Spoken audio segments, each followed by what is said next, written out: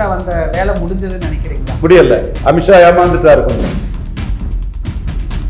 அண்ணாமலை நீக்கினதும் இப்ப Edappadi upper hand ஆயிட்டார். அண்ணாமலை தான் இவருக்கு சரியான மூக்கணாங்கை. மோடி இதுல அலர்ட்டா இருக்கணும். ரெட்டலை இல்லைன்னா விஜய் எடப்பாடியை ரொம்ப பலகீனப்படுத்தி விடுவாங்க. அப்பா கார்த்திக் சிதம்பரம், மாணிக் தாகூர், திருநாக்கரசு கிட்ட இருந்து பாடம் படிங்கப்பா. புரிய மாட்டேங்குது, மண்டுகளா இருக்காங்க.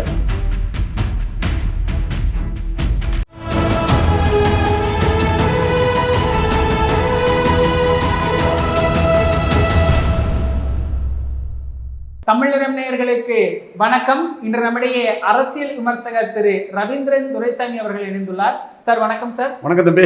எப்படி இருக்கிறீங்க சார்? நல்லா இருக்கு தம்பி. நல்லா இருக்கீங்களா? ரொம்ப நல்லா இருக்கிறேங்க சார். அமித்ஷா வந்திருக்கிறாரு சார், எப்படி பாக்குறீங்க? அமித்ஷா வந்த வேலை முடிஞ்சதுன்னு நினைக்கிறீங்களா? முடியல.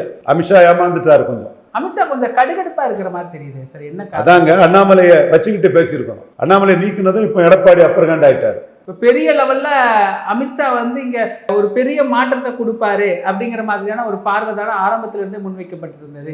அமித்ஷா வரக்கூடிய விழா வந்து வரக்கு முன்னாடி இருந்தே பெருசா பேசப்பட்டுக்கிட்டு இருந்தது. நான் பேசினா பொதுவா பத்திரிகைகள்ல அது பெரிய அளவுல பேசப்பட்டுக்கிட்டு தான் இருந்தது. ஆனா எதுவுமே நடக்காத மாதிரி தானே இருக்கு சார்.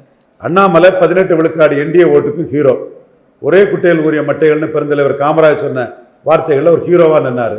அவரை நீக்கினதே எடப்பாடிக்கு லிவரேஜ் ஆகி போச்சு. அண்ணாமலை சீமான சிஎம் கேண்டிடேட்டா சொல்லி 18 சொல்லி 26. எப்பா கார்த்திக் சிதம்பரம், மாணிக் தாகூர், நான் சொல்றது நடந்த விஷயத்தை வச்சு உள்ள நிஜத்தை சொல்றேன்ப்பா. கற்பனையிலே போய் செல்வாக்கற்ற ஆட்கள் கற்பனையிலே பேசிட்டு இருக்கிறீங்க. அப்படி ஒண்ணு நடந்துருங்கிற ஒரு சூழ்நிலையில எடப்பாடி 20 விழுக்காடை வச்சிருக்கிறவர், மக்களவையிலே வராதவர், சட்டமன்றத்தில் 3வது பேர் ஒன்று. அண்ணாமலைக்கு அரசியலுக்கு பயந்து என்டிஏ கூட்டணி அமைச்சிருவாங்க, நிதிஷ்குமார் மாதிரி சீமான ப்ரொஜெக்ட் பண்ணிடுவாங்கன்னு அச்சப்பட்டு உள்ள வந்துட்டாரு. இவங்க அண்ணாமலை நீக்கி கொடுத்துட்டாங்க. இப்ப ஓபிஎஸ் டிடிவிக்கும் மோடி சந்திக்கல. பாமக உடஞ்சிடுச்சு. எப்படி என்டிஏ என்னாச்சு? என்டிஏ சதறி போச்சு. அவர் 20 இன்டாக்டா இருக்கிறார். 3% தேமுதிக வெளியேறி இருக்கு. அவர் நினைச்சா பாமகவை கையில் எடுக்கலாம், தேமுதிகவை ஒரு அதிக சீட்டு கொடுத்து எடுத்துடலாம், ராமதாஸை எடுக்கலாம். அப்போ அவர் தான் இப்போ அணி அமைக்கக்கூடிய ஒரு ஸ்ட்ரெங்க்ல இருக்கிறார்.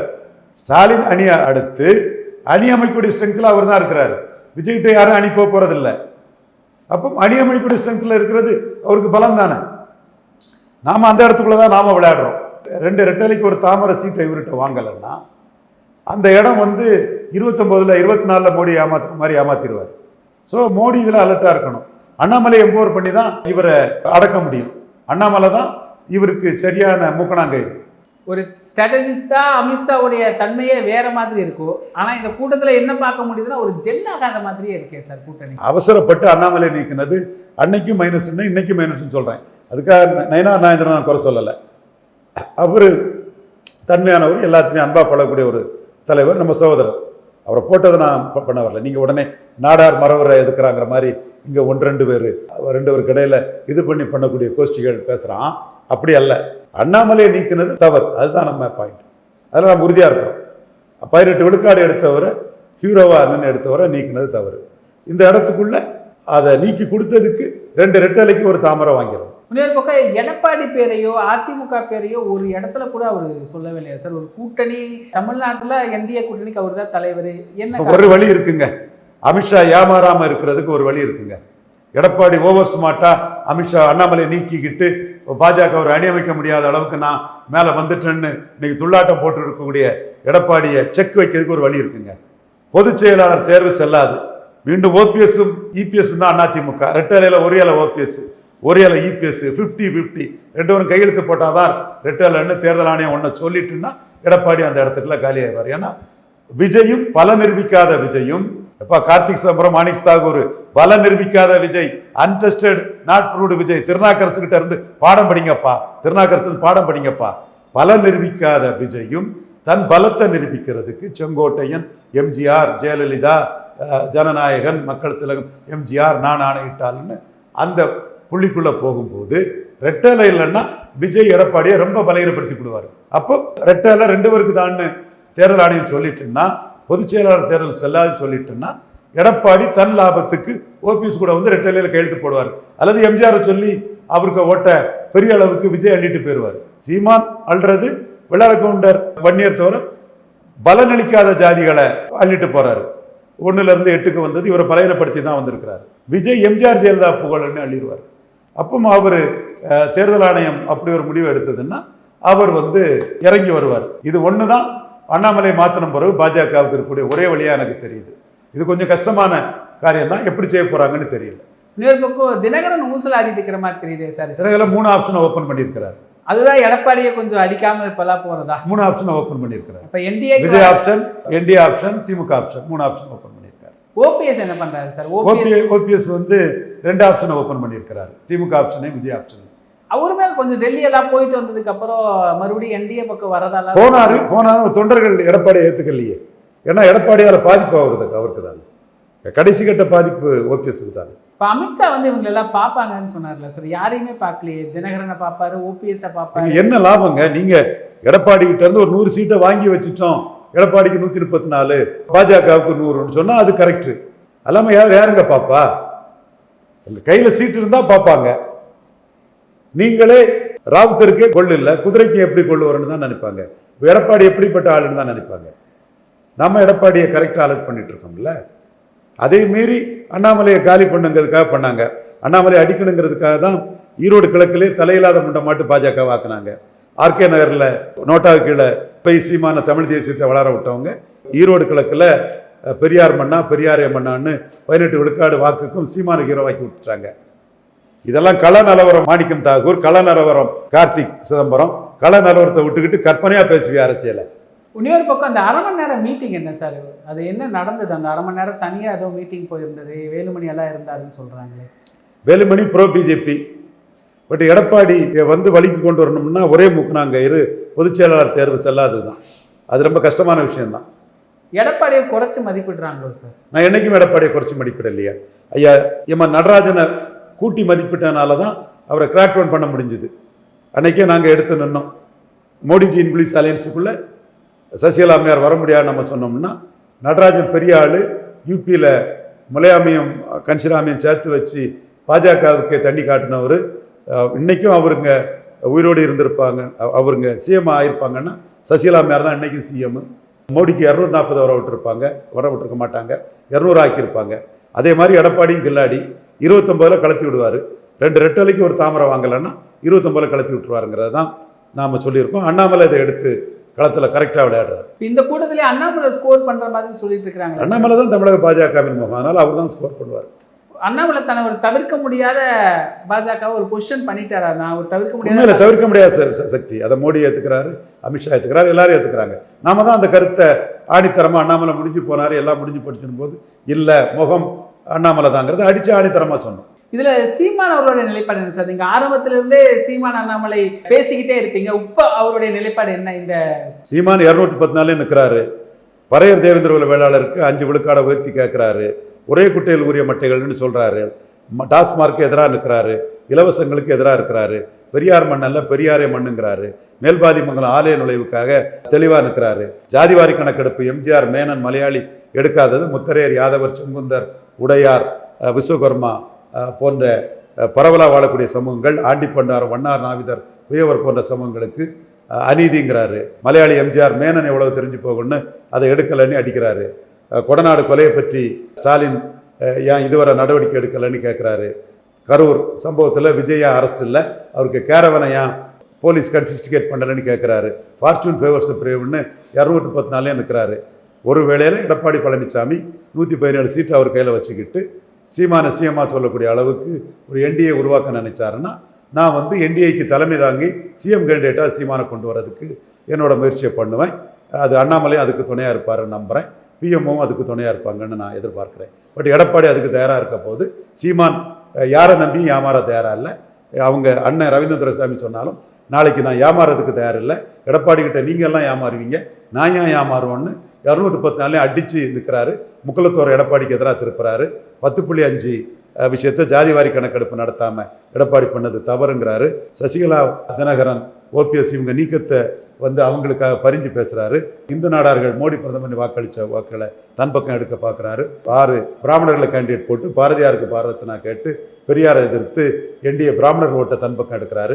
ஸோ 18 விழுக்காடு என்டிஏ வாக்கில் பெரும்பகுதி தன் பக்கம் கொண்டு வரதுக்கான வியூகங்கள் அமைச்சு 214லையும் ஃபோல்டா சீமான் இருக்கிறார். இதைத்தான் கார்த்திக் சம்பருக்கும் மாணிக் தாகூருக்கும் கருத்து பார்வையற்ற அரட்டுக்கு கண்ணுக்கு தெரியலை, கற்பனைகளை பேசிட்டு தெரியாங்க. அதனால தான் அடினே அவங்கள நல்லா கொஞ்சம் தோலை உரிச்சு போட்டேன். இப்போ இந்த கருத்து கணிப்பில் கூட விஜய் யாரை பாதிப்பாரு அப்படிங்கிறதுல சீமானுக்கு 5வது இடம் கொடுக்குறாங்க. அதாவது சீமானா அவர் பாதிக்க மாட்டாரு அப்படிங்கிற மாதிரி சொல்றாங்க. அந்த சீமான் எப்படி பார்க்குறாரு, ஏற்றுக்கிறாரா இதைய? கமல்ஹாசன் சீமான் கம்பேரிசன் சீமானை வளர்த்து விட்ட மாதிரி இன்எலிஜிபிள் இன்காம்பிட்டன்ட் மண்குதிர விஜய் சீமான் கம்பேரிசன் சீமானை வளர்த்து விடும். இதை தான் கார்த்திக் சிதம்பரத்துக்கும் மாணிக் தாகூருக்கும் கொட்டி கொட்டி சொல்லிட்டு இருக்கிறேன். புரிய மாட்டேங்குது, மண்டுகளா இருக்காங்க.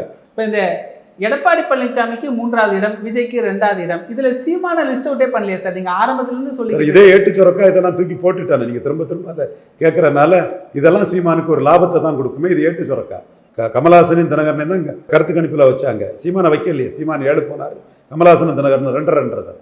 இப்போ அவருடைய அரசியல் போக்கு எப்படி சார் போக்கு? இப்போ 234 தொகுதி தனித்து நின்றாலும் இந்த முறை எத்தனை % ஓட்டு எடுக்கும்? 17 விழுக்காடு வாக்கு வர்றாரு. நான் ப்ரெடிக்ட் பண்றேன். இது என்னுடைய ப்ரெடிக்ஷன். இதே மாதிரி டேபிள் ஒர்க்கு தான் திருநாக்கரசுக்கு. அதெல்லாம் மற்றெல்லாம் டேபிள் ஒர்க்கு. அது கருத்து கணிப்பெல்லாம் ஏட்டுச்சொரக்கா. இது என்னோட ப்ரெடிக்ஷன். அதே மாதிரி நீங்களும் ப்ரெடிக்ட் பண்ணலாம். பட் அரசியலை நடந்த விஷயத்தை வச்சு தான் பேசணும்.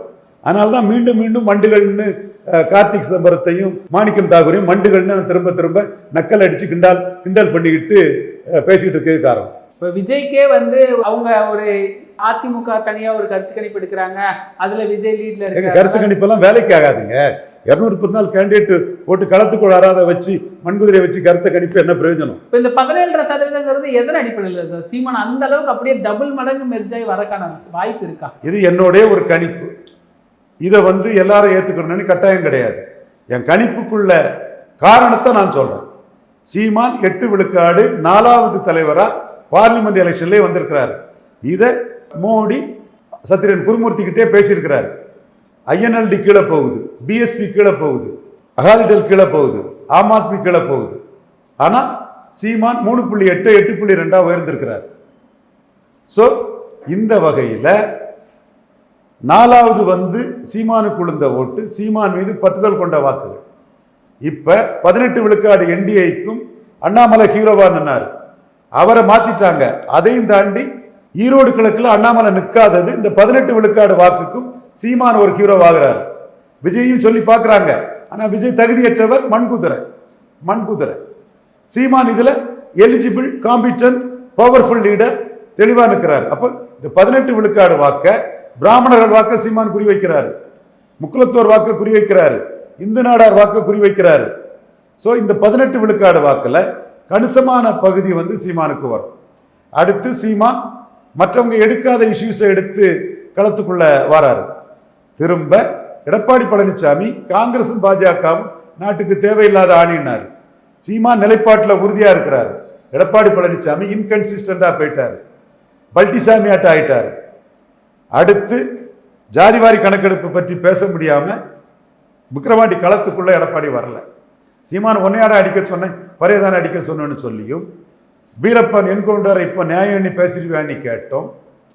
கோனேரிக்குப்பன் கோன்கோட்டைன்னு தமிழன் கோட்டைன்னு பேசியும் களத்துக்குள்ள போறாரு. ஈரோடு கிழக்குல எடப்பாடி தனக்கும் சீமானுக்கும் டிஃபரன்ஸ் பெருசா இருக்காதுன்னு களத்துக்குள்ள வரல. சீமான் களத்துக்குள்ள நிற்கிறாரு.